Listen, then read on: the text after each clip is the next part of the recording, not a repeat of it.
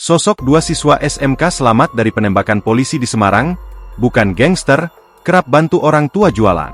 Sa dan AD, dua siswa SMKN 4 Semarang turut jadi korban peristiwa penembakan oknum polisi pada Minggu kemarin, 24 November 2024. Bedanya GRO yang meninggal dunia, SA dan AD selamat meski mengalami luka tembak.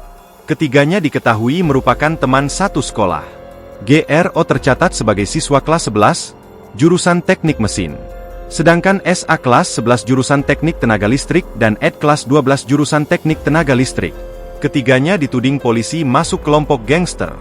Namun tudingan itu dibantah oleh sejumlah warga tempat tinggal para korban. Seperti bantahan dari Ketua RT 4 RW 2 Kelurahan Tugu, Aris Widarto. Dia membantah Sa yang merupakan warganya adalah anggota gangster. Dia anggota gangster tidak benar.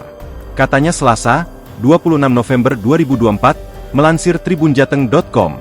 Menurut dia, SA adalah anak baik, aktif mengaji dan jarang keluar malam.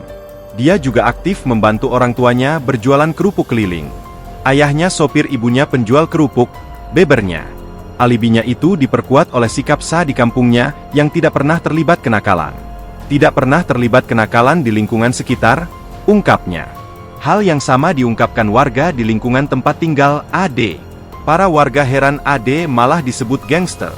Dia bukan kreak atau gangster, kata Ketua RT 6 RW 5 Ngalian, M. Wakimin. Wakimini mengatakan, AD tidak pernah terlibat kenakalan remaja di lingkungan sekitar. Sebaliknya, dia aktif di kegiatan remaja masjid dan perkumpulan warga. Saya tidak pernah melihat dan mendapatkan laporan kenakalan dari Ed ini.